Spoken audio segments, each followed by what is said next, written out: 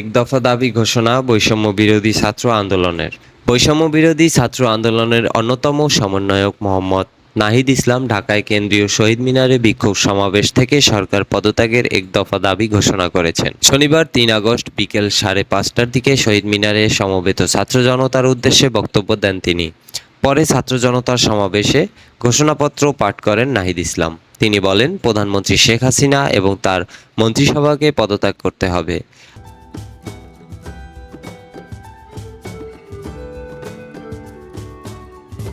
আর এক মিনিটও এই সরকার থাকবে না। এক দফা এক দাবি শেখ হাসিনার পদত্যাগ। নাহিদ বলেন, আমরা আর তাদের কাছে কি বিচার চাইব? তারাই তো খুনি। আমাদের ডিবি কার্যালয়ে নিয়ে যাওয়া হয়। আপনাদের আন্দোলনের কারণে আমরা ছাড়া পেয়েছি। আজকেও গুলি চলেছে। এই পরিস্থিতিতে এক দফা ঘোষণা করছি। শেখ হাসিনা বলেছেন, আলোচনার দরজা খোলা রয়েছে। তিনি আগেই বুঝেছেন দরজা খোলা রাখার সময় হয়েছে। আমরা আসছি। এই যে খুন হত্যা হয়েছে, এজন্য তাকে পদত্যাগ করতে হবে এবং বিচারের আওতায় আনতে হবে। শুধু শেখ হাসিনা নন, সব মন্ত্রীকে পদত্যাগ করতে হবে।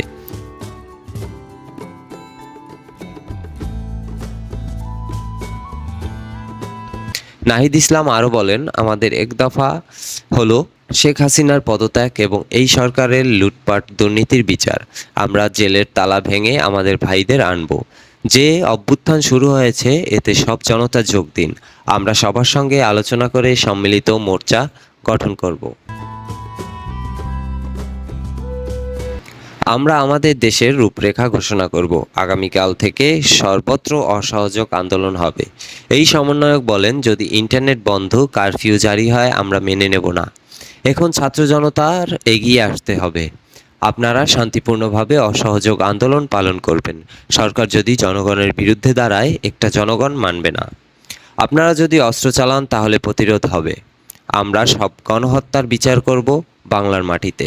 এছাড়া প্রধানমন্ত্রী শেখ হাসিনা ও মন্ত্রিসভার সব সদস্যের পদত্যাগ দাবিতে রোববার ৪ আগস্ট সারা দেশে সর্বাত্মক অসহযোগ আন্দোলন শুরু হবে বলে সমাবেশ থেকে ঘোষণা দেওয়া হয়। এর আগে দুপুরের পর থেকে রাজধানীর বিভিন্ন এলাকা থেকে দলে দলে মিছিল নিয়ে কেন্দ্রীয় শহীদ মিনার ও আশেপাশের অবস্থায় নেওয়া শুরু করে শিক্ষার্থীরা।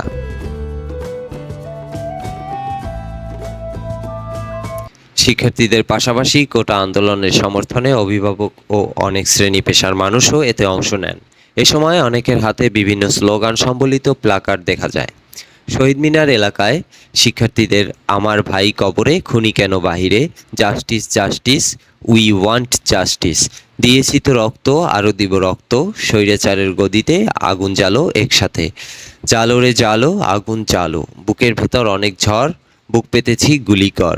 এসব স্লোগান প্রকম্পিত হতে থাকে। বিকেল ৫টার পর এই আন্দোলনের সমন্বয়করা বক্তব্য শুরু করে। পরে এক দফা এক দাবি আদায়ের ঘোষণা দেওয়া হয়।